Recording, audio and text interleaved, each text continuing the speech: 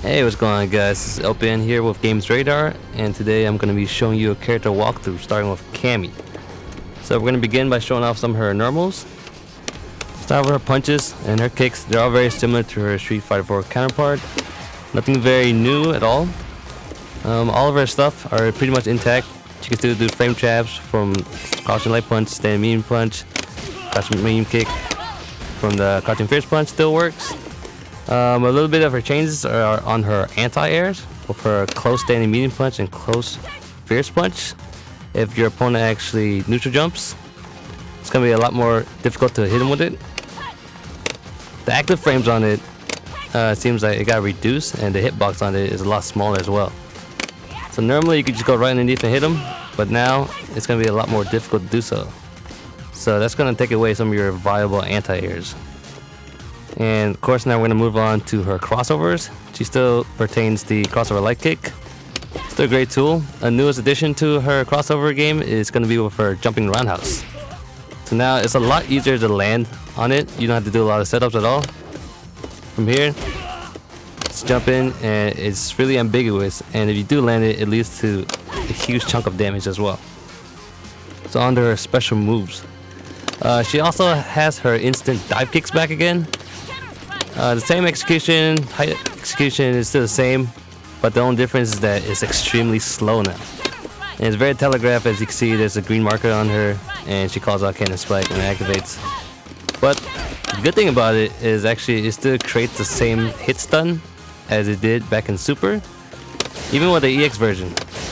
Even on hit, even as high as it looks, you could go right into a combo, and it will all still connect. Of course, you can still cross over with her EX version and her normal version as well. So the bad thing about this is actually even on block, she could get punished for it.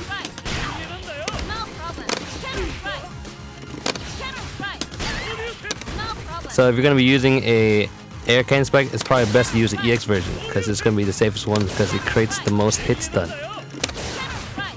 So unless you have a 3-frame reversal or a 3-frame super kind of like Zangief, you can't punish it at all. Now we're going to move on to her cannon drill. It pertains to the same property. It still hits twice in the middle of any combo. Good thing about this now is that her EX version actually keeps him in the air even longer. So now she can actually juggle from there. So as you see there, I did an EX cannon drill right into a standing fierce punch. And the good thing about this is that you actually perform it anywhere on the screen. That's going to allow her to create bigger damage potential and opportunity off of just one EX move. Now we're going to move on to her SRK, her cannon spike. It's actually the same thing as it was before. It's active all the way to the very top. The only thing bad about it now is its invincibility frames. It's actually lost quite a lot, so it could get stuffed out by a lot of jump-ins.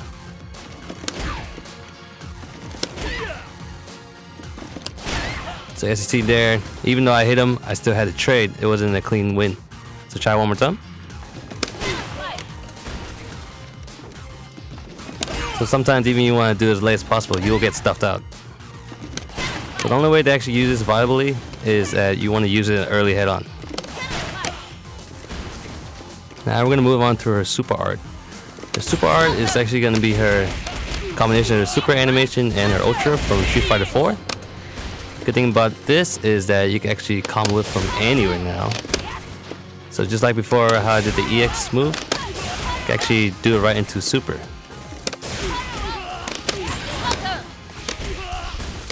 And depending on the character and how far you are from the corner, you'll get the full animation. Sometimes you won't, sometimes you will.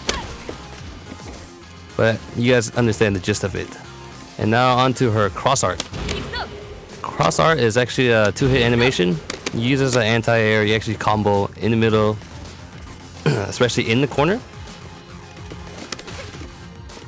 It's going to work very viable as an anti-air or actually a counter poke too, because it goes over lows as well.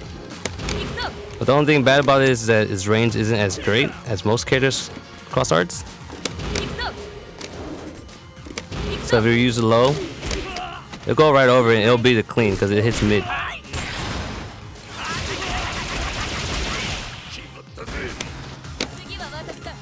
Now on to some of her combos. She still has the same bread and butters as she did before, like crouching light kick, crouching light punch, right into crouching light kick into the drill.